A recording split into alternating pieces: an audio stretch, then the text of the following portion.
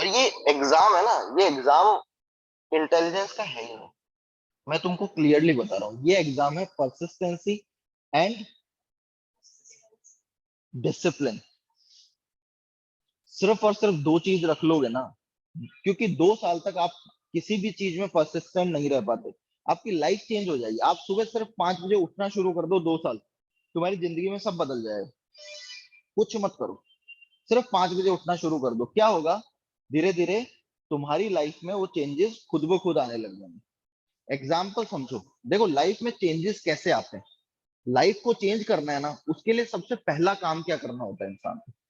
सबसे पहले उसे डिसिप्लिन लाना होता है अपने आप में। अब वो डिसिप्लिन एक दिन में तो आएगा नहीं। उस डिसिप्लिन लाने को कि डिसिप्लिन आ जाए आपकी लाइफ में, उसे लाने के लिए हमें क्या करना पड़ता है? किसी एक चीज को पकड़ना होता है।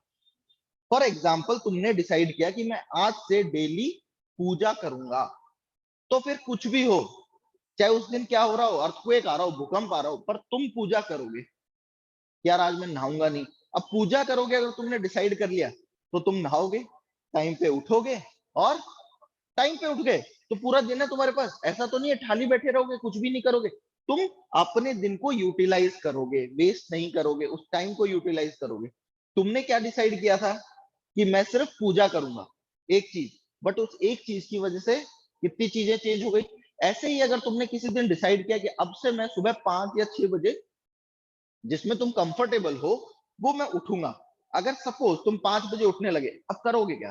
थोड़ी देर वर्कआउट कर लोगे, चाय वाय पी लोगे अपना, उसके बाद यही तो सोचोगे यार चल न्यूज़पेपर पढ़ लेता हूँ, अब चल टाइम है आज ये वाला सब्जेक्ट कवर कर लेता हूँ, अब टाइम में ये कर लेता हूँ, और फिर रात को भी टाइम पे सोओगे, बिकॉज थक जाओगे, फोन में नहीं लगोगे।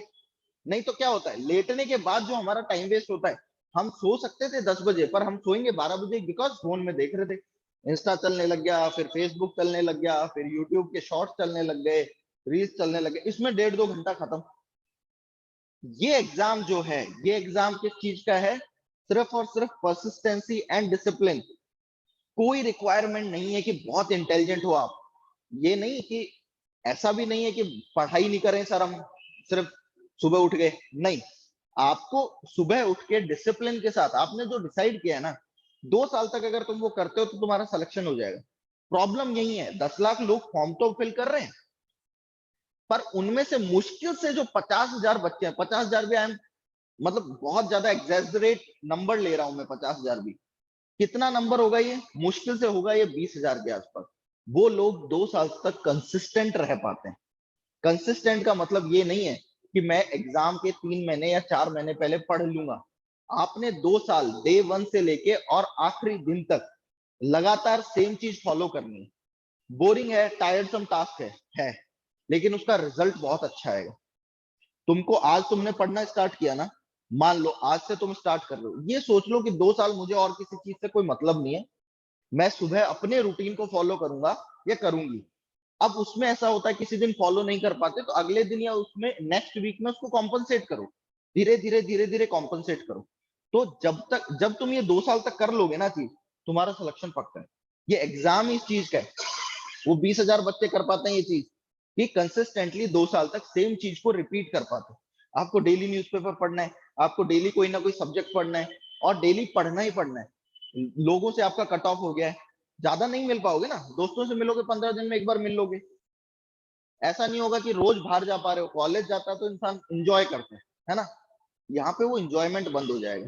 कंसिस्टेंसी रखनी है, 2 साल में आपका सिलेक्शन हो जाएगा। I am too sure about it, मतलब मैं लिख के दे सकता हूँ, अगर 2 साल तक तुम कह सकते हो कि मैं एक दिन भी उसमें लैक नहीं करूंगा, क्या होगा? एक दिन लैक करोगे, अगले दिन के लिए बैकलॉग तैयार हो जाएगा।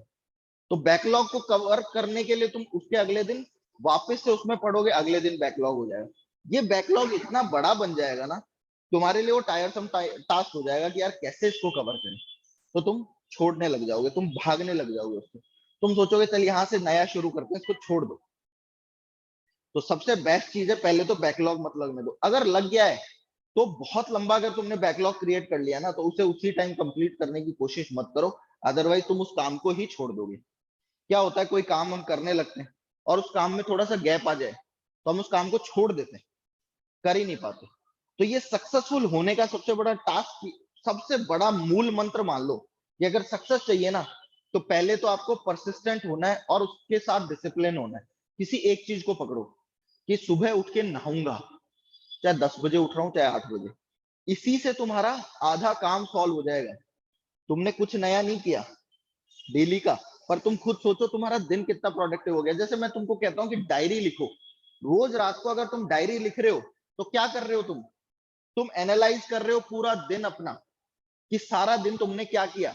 अगर तुम डेली डायरी लिखोगे तो तुमको डेली पता चलेगा मैंने इतना टाइम वेस्ट किया, धीरे धीरे इंप्रूवमेंट आएगा ना, कि हो ये टाइम मैं यहाँ वेस्ट कर रहा हूँ, ये यहाँ वेस्ट कर रहा हूँ। जब तुम्हें दिखने लगेगा कि कहाँ कहाँ मैं टाइम वेस्ट कर रहा हूँ, तो धीरे धीरे इंप्रूव करने की कोशिश करोगे, या फिर डायरी लिखना छोड़ दोगे। दोनों में से एक चीज होगा। जिसने डायरी लिखनी छोड़ दी, गेम ओवर। जो लिखता रहा और इम्प्रूव करता रहा, सक्सेसफुल हो जाएगा। सिंपल है, ज्यादा डिफिकल्ट चीज नहीं है। बट हाँ, इसको फॉलो करना बहुत डिफिकल्ट है। कर लिया तो हो जाओगे, है ना।